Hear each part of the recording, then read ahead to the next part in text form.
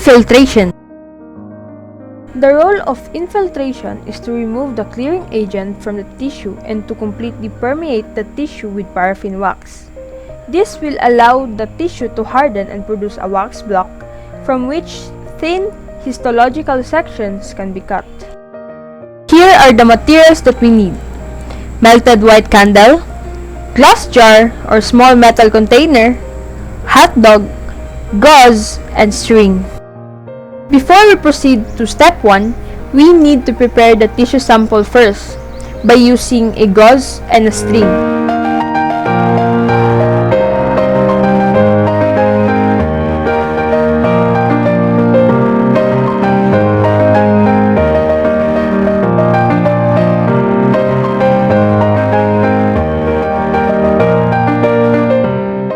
Step 1.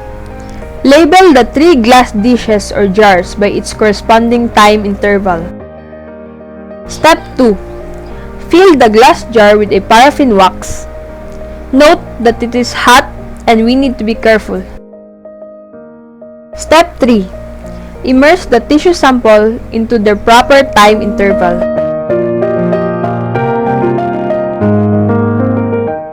Step 4. We need to remove the tissue samples from the wax and place them carefully on a paper towel.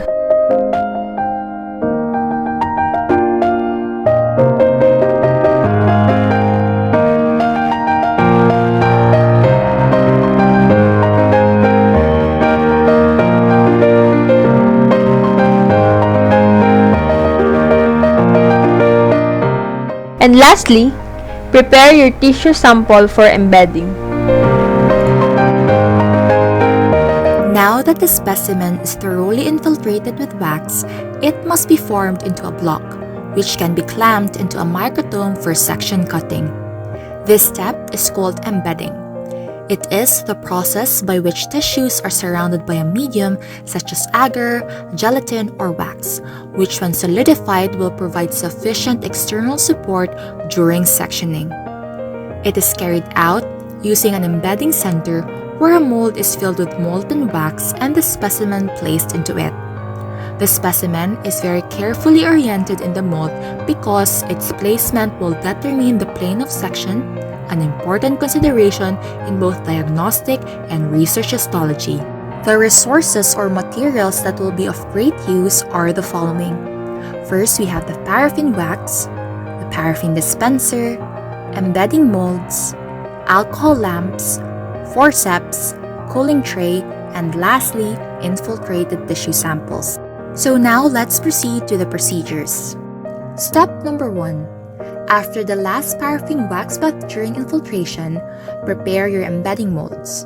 Note that it must only be 1 mold per tissue. Check the paraffin dispenser as well and make sure it has enough melted paraffin. Step 2. Attend to 1 tissue sample at a time. Release the tissue first from the tissue cassette.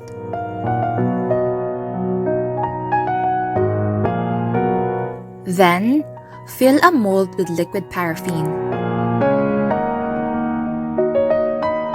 Immediately, transfer the tissue into the central portion of the mold and observe proper orientation of tissues.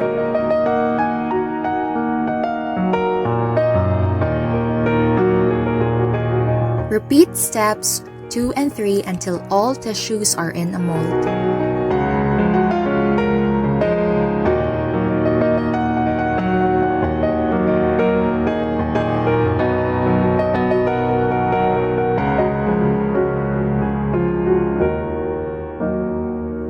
Place the molds on a cooling tray until it solidifies. When solidified, detach block from the mold.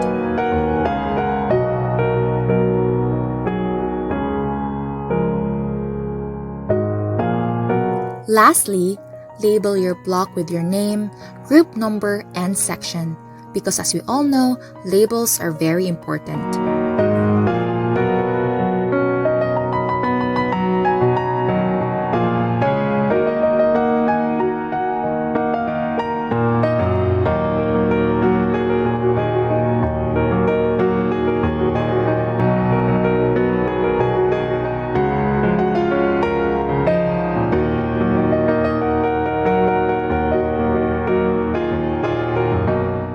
Hi, I'm Fea Shane Ventura and I'll be presenting the process of floating out and fishing out. After sectioning, the tissue ribbons are carefully transferred to a warm water bath. Here, they are allowed to float on the surface and be scooped up onto a slide placed under the water level. Charged slides work best for this process because they improve tissue adhesion to the glass and help reduce the chance of sections washing off the slide during staining. Slides should be clearly labeled and then allowed to dry upright at 37 degrees Celsius for a few hours to gently melt the excess paraffin wax, leaving the tissue sections intact. For the materials, we need tissue samples, forceps, dropper, glass slides, 95% alcohol, lint-free cloth, pencil, adhesive, water bath, slide dryer, and a paper towel. Now, I'll be presenting the step-by-step process of floating out and fishing out. Step 1. Use clean glass slides. Slides should be rinsed in 95% alcohol.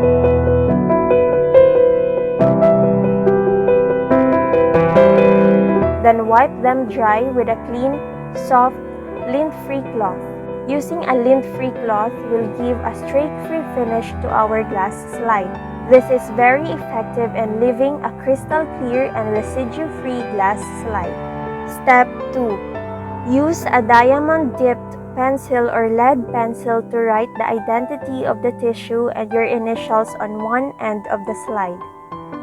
We should not use a ball pen in labeling because it tends to smudge or be erased easily, thus affecting the labeling of our slides. Step 3. Spread a thin film of adhesive or egg albumin on the slide surface. In this step, we will use egg albumin as our adhesive. The use of adhesives ensures that the tissue sections stay attached to the glass slide during staining and other handlings.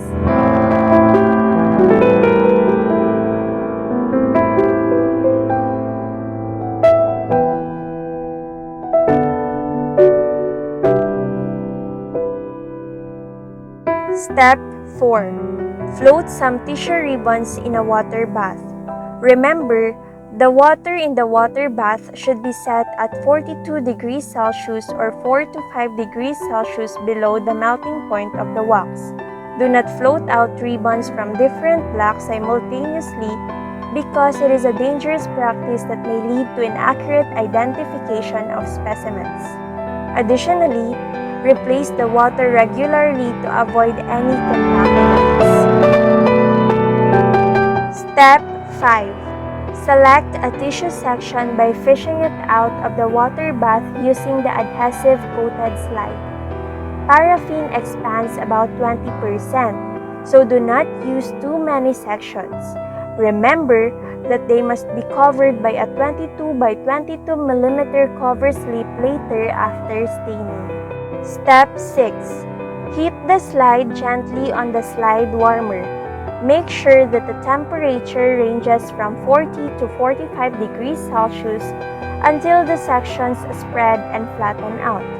It should be monitored because extended drying at higher temperatures may be detrimental to sections. Dry the sections not to the point that you melt the wax. Step 7. Drain off the excess water with a paper towel or tissue. Make sure to not drain off any sections with it.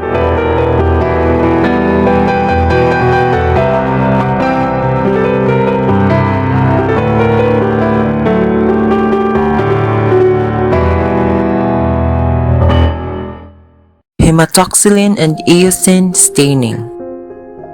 The H&E stains provide a comprehensive picture of the microanatomy of organs and tissues. Hematoxylin precisely stains nuclear components including heterochromatin and nucleoli, while eosin stains cytoplasmic components including collagen and elastic fibers, muscle fibers, and red blood cells.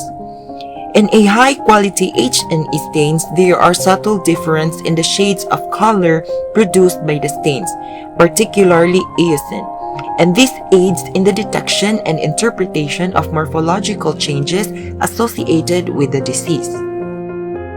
H&E staining require silane, 2 changes for deparaffinization, alcohol, descending grade for rehydration, hematoxylin for nuclear staining, 1% acid alcohol for differentiation, lithium carbonate for bluing, eosin for counter staining, alcohol ascending grade for dehydration, silane, 2 changes for clearing. To start with, place the slide in silane 1 for 8 minutes. Deparaffinization is the removal of wax in the tissue. It is essential to completely remove the wax, otherwise the following stages will not be possible. To ensure the complete removal, at least 2 to 3 silane changes are required. Then transfer it to silane 2 for another 8 minutes. Sections should be clear and transparent at this point. The presence of any patches indicates the presence of wax, and sections should be kept in the silane for a longer period of time.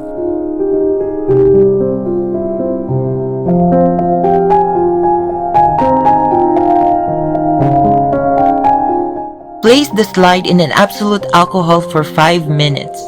Aqueous solution used later in the staining process are not miscible with silane. Therefore, graded alcohol from higher to lower concentration is used to remove it.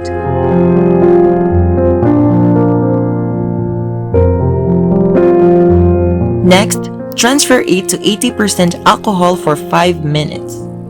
Absolute alcohol or acetone is used first, followed by 90, then 70% alcohol, and finally distilled water. The section should now appear opaque.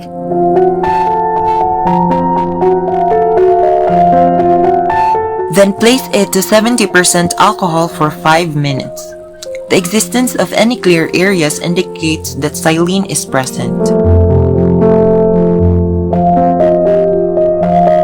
Now remove the slide from the alcohol and wash it with distilled water.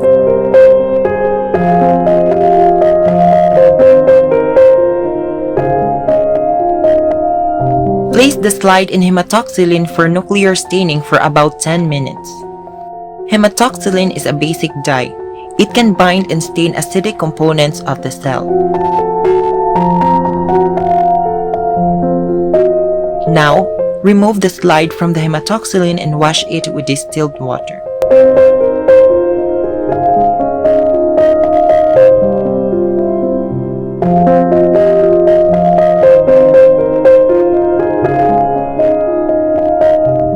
Dip the slide in 1% acid alcohol for differentiation. The acid solution alters the tissue color to red.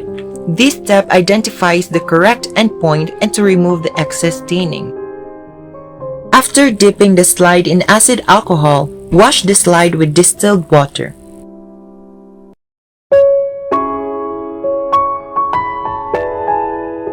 Dip the slide in lithium carbonate for bluing. Bluing converts the initial red color of hematoxylin within the nucleus to an insoluble blue color. Wash the slide with distilled water.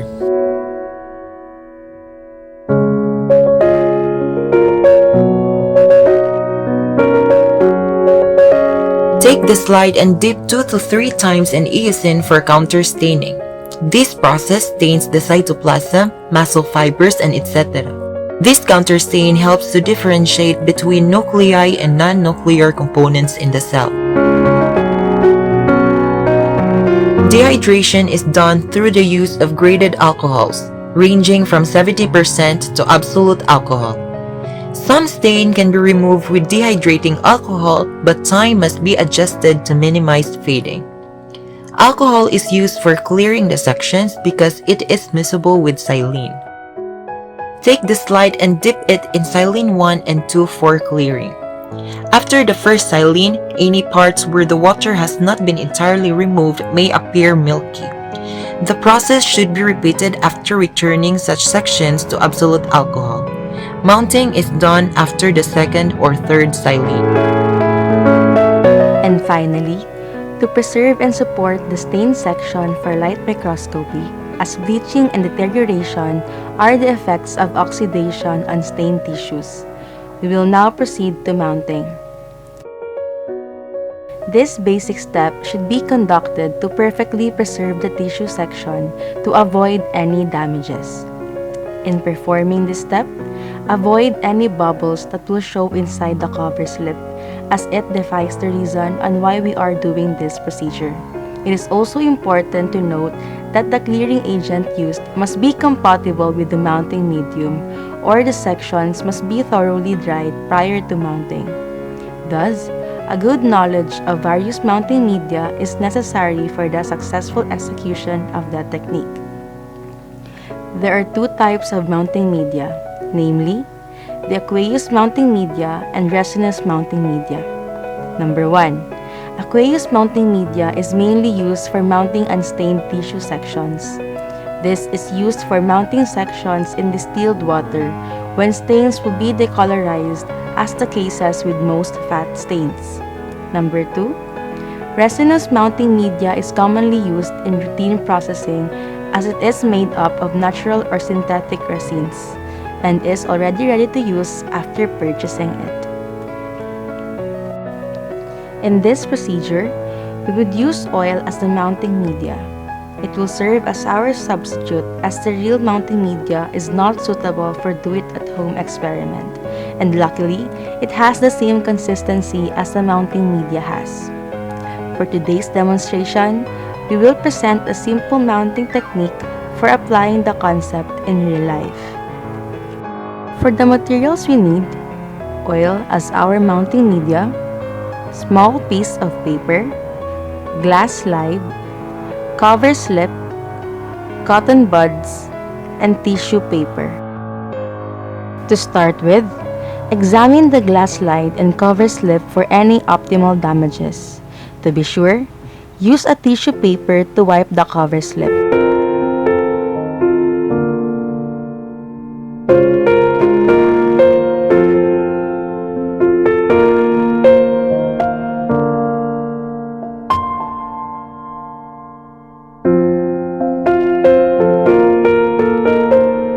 After making sure that the glass slides are in a good condition, place the small piece of paper at the center. Use the cotton buds to serve as the applicator. Place a tiny dot on top of the paper. Hold the cover slip against the slide and tilt it to 45 degrees to allow the oil to spread. Let the cover slip go all the way down the glass slide.